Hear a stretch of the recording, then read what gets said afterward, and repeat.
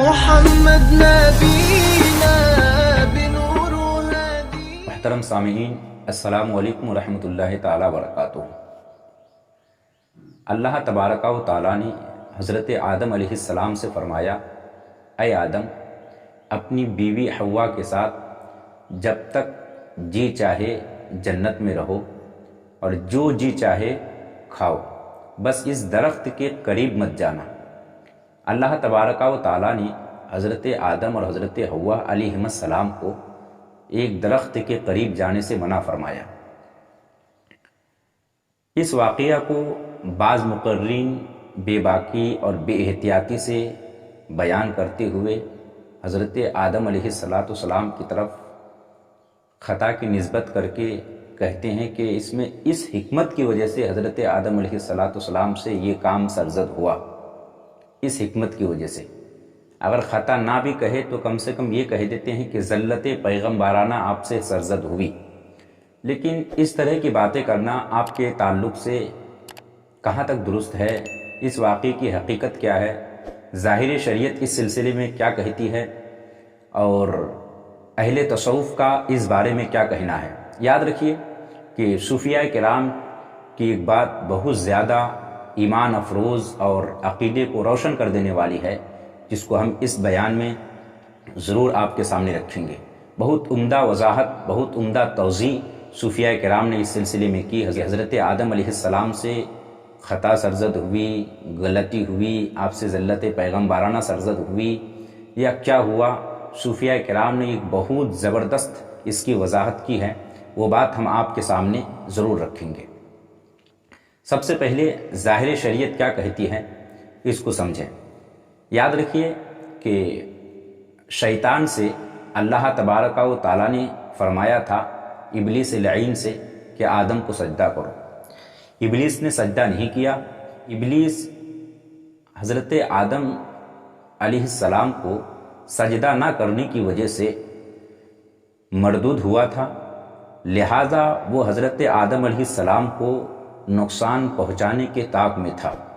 وہ صرف ایک بہانہ ڈھونڈ رہا تھا، کوئی ایک وجہ تلاش کر رہا تھا شیطان کہ کوئی وجہ ملے جس سے میں آدم کو بہکاؤں۔ یہاں تک کہ مفسرین نے بتایا کہ قرآن پاک میں جو آیا ہے کہ ان الشیطان للانسان عدو مبین، کہ بے شک شیطان انسان کا کھلا ہوا دشمن ہے۔ آخر شیطان دشمن کیوں ہے؟ اس دشمنی کی وجہ کیا ہے؟ تو مفسرین نے یہاں تک بتایا کہ اس دشمنی کی وجہ یہی ہے کہ حضرت آدم علیہ السلام کو سجدہ نہ کرنے کی وجہ سے شیطان چونکہ مردود ہوا، جنت سے نکالا گیا، تو اب حضرت آدم علیہ السلام کی تمام اولاد سے یہ شیطان بدلہ اور انتقام چاہے گا۔ اس کی وجہ سے وہ انسان کا کھلا ہوا دشمن ہے۔ اب آپ یاد رکھیے، حضرت آدم نبی جنا علیہ السلام اور اماں حوا علیہ السلام سے اللہ تبارک و تعالیٰ نے منع فرما دیا کہ اس درخت میں سے کچھ نہ کھانا۔ اب شیطان ان لوگوں کے دلوں میں وسوسہ ڈالنے لگا۔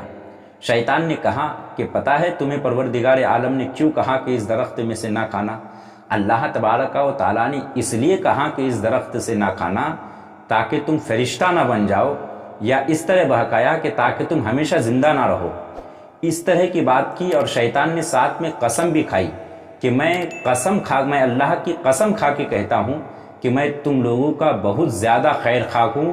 جب شیطان نے اللہ تبارک و تعالیٰ کی جھوٹی قسم کھائی تو حضرت آدم نبی جنا علیہ السلام نے سوچا کہ خدا کی کوئی جھوٹی قسم کیسے کھا سکتا ہے؟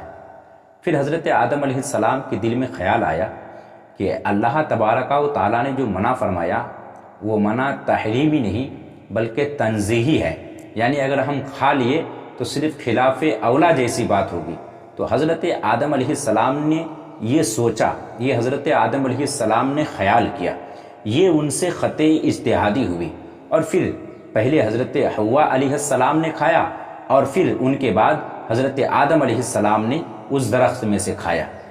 آپ سے خطۂ اجتہادی ہوئی، اور اس خطۂ اجتہادی کی وجہ سے حضرت آدم علیہ السلام اور حضرت حوا علیہ السلام جنت سے باہر تشریف لائے، اور پھر 300 سال تک مفسرین نے کہا، یہ قول یہ ہے کہ 300 سال تک حضرت آدم نبی جنا علیہ السلام نے رو رو کر توبہ کی، تب جا کر اللہ تبارک و تعالیٰ کی بارگاہ میں یہ توبہ قبول ہوئی۔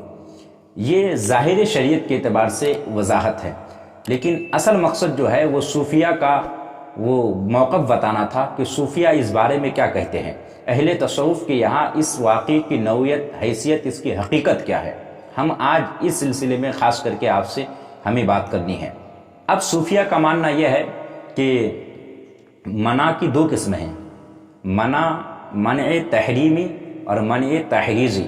منع تحریمی کا مطلب کسی چیز کو حرام کرنے کے لیے جو منع آئے، اور ایک منع تحریزی، کہ منع تحریزی کا مطلب یہ ہے کہ یہ حرام کے لیے نہیں بلکہ ابھارنے کے لیے منع ہو۔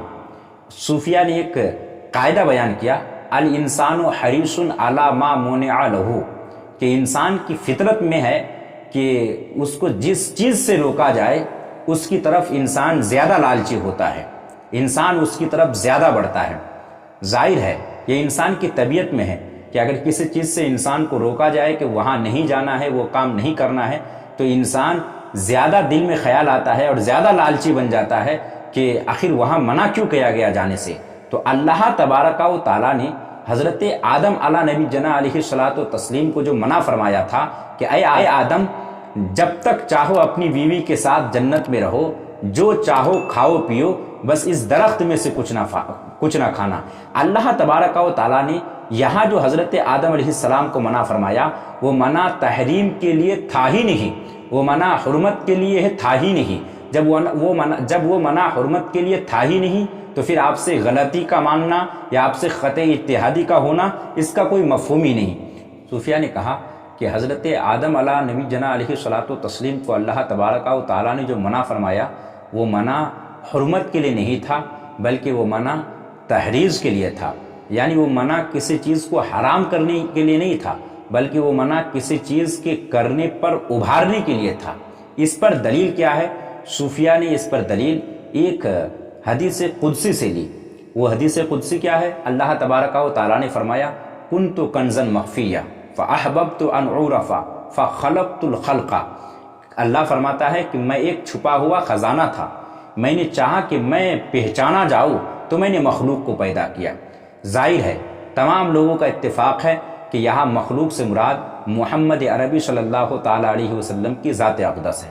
اب یاد رکھیے کہ محمد عربی صلی اللہ تعالیٰ علیہ وسلم کا نور حضرت آدم علیہ نبی جنا علیہ الصلاۃ والسلام کی پیشانی میں تھا، اور فرشتوں نے جو حضرت آدم علیہ الصلاۃ والسلام کو سجدہ کیا تھا وہ اسی نور محمدی کی وجہ سے، جیسا کہ بعض مفسرین کا کہنا ہے کہ حضرت آدم علیہ الصلاۃ والسلام کو فرشتوں نے جو سجدہ کیا، یہ سجدہ کرنے کی وجہ وہی نور محمدی ہے جو حضرت آدم علیہ الصلاۃ والسلام کی پیشانی میں چمک رہا تھا۔ ظاہر ہے کہ جب وہ نور محمدی حضرت آدم علیہ نبی جنا علیہ الصلاۃ والسلام کی پیشانی میں ہے، اور پھر وہی مخلوق مقصود کائنات ہے، آخر جب تک حضرت آدم علیہ الصلاۃ والسلام اور حضرت حوا علیہ السلام اس دنیا میں آئیں گے نہیں، تب تک وہ نور محمدی ایک انسانی شکل میں آخر کیسے وجود میں آئے گا؟ اس چیز کے لیے حضرت آدم علیہ الصلاۃ والسلام اور حضرت حوا علیہ السلام یہ کھانے کے بعد ان لوگوں میں بے چینی ہوئی، اور پھر بے چینی پیدا ہونے کے بعد حضرت آدم علیہ السلام اور حضرت حوا علیہ السلام یہ دونوں حضرات جنت سے باہر آئے، یوں پھر بنی آدم کی تخلیق ہوئی۔ اب آپ سمجھیے، ایک سوال یہ کہ آخر حضرت آدم علیہ الصلاۃ والسلام اور حضرت حوا علیہ السلام نے اس درخت میں سے جو کھایا، کچھ نے کہا کہ وہ انگور کا پھل تھا، کچھ نے کہا کہ وہ گیہوں کا دانہ تھا، مگر صوفیہ تھوڑا ہٹ کر کہتے ہیں۔ صوفیہ کہتے ہیں کہ وہ دانہ نہ تو انگور کا تھا اور نہ ہی وہ دانہ گیہوں کا تھا، بلکہ وہ عشق و محبت کا بیج تھا جس کو حضرت آدم علیہ السلام اور حضرت حوا علیہ السلام نے کھایا۔ ظاہر ہے کہ جب کسی کے اندر عشق اور محبت آ جائے تو اس کے بعد بے چینی اور بے قراری پھر آ ہی جاتی ہے، اور اسی بے چینی اور بے قراری کی وجہ سے حضرت آدم علیہ السلام اور حضرت حوا علیہ السلام کو جنت سے باہر آنا پڑا، اور پھر تاکہ وہ نور محمدی جو حضرت آدم علیہ السلام کی پیشانی میں ہے، وہ نور محمدی بشکل انسانی وجود میں آئے۔ اور پھر جو اللہ تبارک و تعالیٰ نے فرمایا کہ میں نے چاہا کہ میں پہچانا جاؤں تو میں نے ایک مخلوق کو پیدا کیا تاکہ یہ مقصد بھی حاصل ہو۔ تو تو اس طریقے سے صوفیہ مطلقاً خطا سے انکار کرتے ہیں. صوفیہ خطا اتحادی بھی مراد نہیں لیتے. صوفیہ کہتے ہیں کہ وہ منع حرمت کے لیے یہ تھا ہی نہیں، نہ تو تنزیہی نہ تحریمی، بلکہ وہ منع صرف تحریزی تھا، وہ ابھارنے کے لیے تھا، تاکہ حضرت آدم علیہ السلام اور حضرت حوا علیہ السلام اس میں سے کھائے اور پھر بے چینی بڑھے، بے قراری آئے، بے سکونی آئے، اور اس کی وجہ سے جنت سے باہر ہوں، اور پھر وہ نور محمدی جو حضرت آدم علیہ السلام کی پیشانی میں چمک رہا تھا، وہ نور محمدی بشکل انسانی وجود میں آئے، اور پھر جو اللہ نے فرمایا فخلقت الخلق، یہ مقصد حاصل ہو. اس کی وجہ سے حضرت آدم علیہ السلام نے اس درخت میں سے کھایا. بولنے میں کسی طرح کی کوئی لغزش بھی ہو تو استغفار کریں. استغفر اللہ ربی من کل ذنب و اتوب